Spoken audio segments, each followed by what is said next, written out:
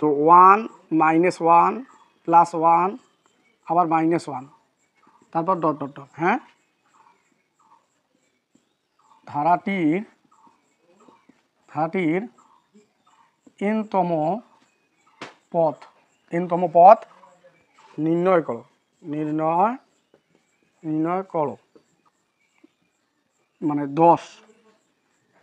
10টি পদের সমষ্টি কত? একটা ধারা দিয়ে বলছে ধারাটির n-তম পদ নির্ণয় করো, একটা প্রশ্ন, এটা একটা প্রশ্ন। 1 নম্বর প্রশ্ন হলো ধারাটির n-তম পদ কত, আর 2 নম্বর প্রশ্নটি হলো প্রথম 10টি পদের সমষ্টি কত।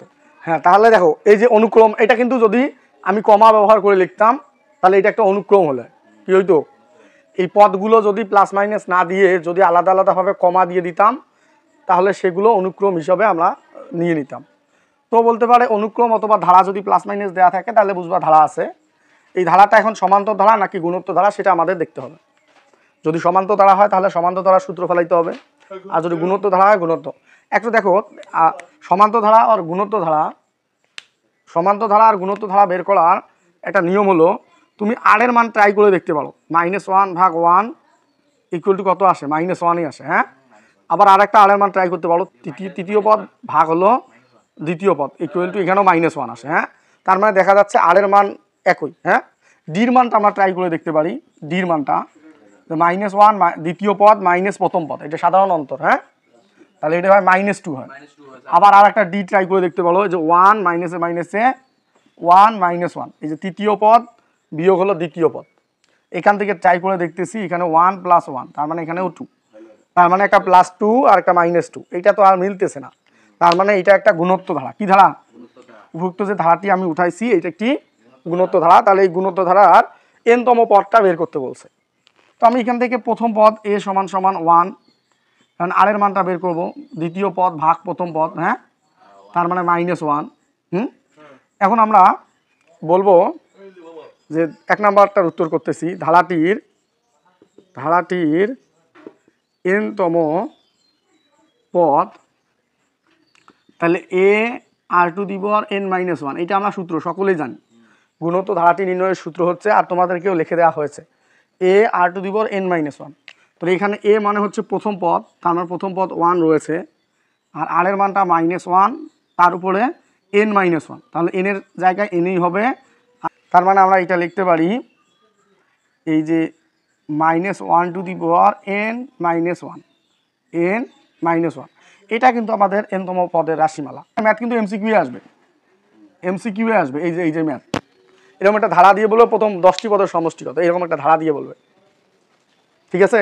আর এইটা আসতে পারে 2 মার্কের জন্য, কতে, সৃজনশীলের কতে আসতে পারে এই ধরনের ম্যাথ। তো যদি বলে 10টি পদের সমষ্টি কত, তুমি দেখো প্রথম যদি একটি পদের সমষ্টি করো শুধু পাবা 1। এখন যদি 2টি পদের সমষ্টি করো, একটি পদের সমষ্টি মানে একটি পদ তো একটি পদেই হয় নাকি। এখন যদি 2টি পদের সমষ্টি করো তাহলে পাবা 0, 2টি পদের সমষ্টি যদি নাও। হ্যাঁ, S2। এখন আমি যদি S3 নেই, 3টি পদ, তাহলে 1 - 1 + 1, তো +1 - 1 কাটা যায়, 1ই থাকতেছে। এখন আমি যদি আরেকটা পদ নেই S4, তাহলে 1 - 1 + 1 আবার -1, তার মানে দেখা যাচ্ছে এখানে আমাদের 0 আসতেছে। তো এই ধরনের যদি দেখো যে প্লাস মাইনাস একই পদ রয়েছে, তাহলে বুঝবা তাদের জোড় সংখ্যার সমষ্টি হলো 0, আর বিজোড় সংখ্যার সমষ্টি হবে প্রথম পদ। কি পদ? প্রথম পদ। বিজোড় সংখ্যার সমষ্টি কি হবে? প্রথম পদ। আর জোড় সংখ্যার সমষ্টি হবে 0, এই জিনিসটা মনে রাখতে হবে। এখন যদি চাও এটা ম্যাথমেটিক্যালি ভাবে তুমি বের করতে চাচ্ছ, S10, হ্যাঁ S10, তো দেখো যেহেতু আর এর মানটা 1 এর থেকে ছোট, তাহলে কিন্তু আমরা একটা সমষ্টি নির্ণয়ের সূত্র দিছিলাম। সমষ্টি নির্ণয়ের সূত্র হলো S = Sn a1 - r⁴n ভাগ হচ্ছে 1 - r। এই যে এটা কিন্তু তোমার আর এর থেকে যদি ছোট হয়, আর এর মানটা যদি 1 এর থেকে ছোট হয়, তাহলে এই সূত্র আমাদের ব্যবহার করতে হবে। তাহলে আমরা এখানে এইটাই ব্যবহার করব। তাহলে 1 সেকেন্ড ব্র্যাকেট 1 মাইনাস আর এর মান হলো -1। হ্যাঁ, এই যে আর এর মান -1, যেহেতু আমাদের 10টি পদের কথা বলছে, উপরে 10 ভাগ হচ্ছে 1 মাইনাস আর, হ্যাঁ 1 এই মাইনাস, এটা সূত্রের মাইনাস, আর আর এর মানটা -1, তার জন্য -1 দিলাম। তো এখন এখানে দেখি, তো 1 তো আছে, 1 থাকলেও 1 রাখলেও কি না রাখলেও কি গুণ আকারে, তাহলে 1 রয়েছে 1। এখন মাইনাস উপর জোর মান দিলে কি মান দেয় বলো দেখি? প্লাস মান দেয়। তাহলে মাইনাস উপর জোর মান থাকলে প্লাস মান দেয়, মাইনাস উপর জোর মান থাকলে প্লাস মান দেয়, এটা সকলকেই জানতে হবে। তো তাহলে প্লাস যেহেতু মান পাইলাম, তাহলে একটা তুমি 10 বার গুণ করলেও এক অ্যান্সার আসবে। তাহলে তুমি প্লাসে মাইনাসে কি পাইলা? মাইনাস ওই 1 পাইলা, আর নিচে মাইনাসে মাইনাসে প্লাস, নিচে 2 পাইলা, উপরে 0 নিচে 2, তাহলে ইকুয়াল টু 0। তাহলে ওই যে আমি বলছিলাম না যে যদি জোর পদ হয় তাহলে আসবে 0, আর বিজোড় পদ আসলে হবে প্রথম পদ।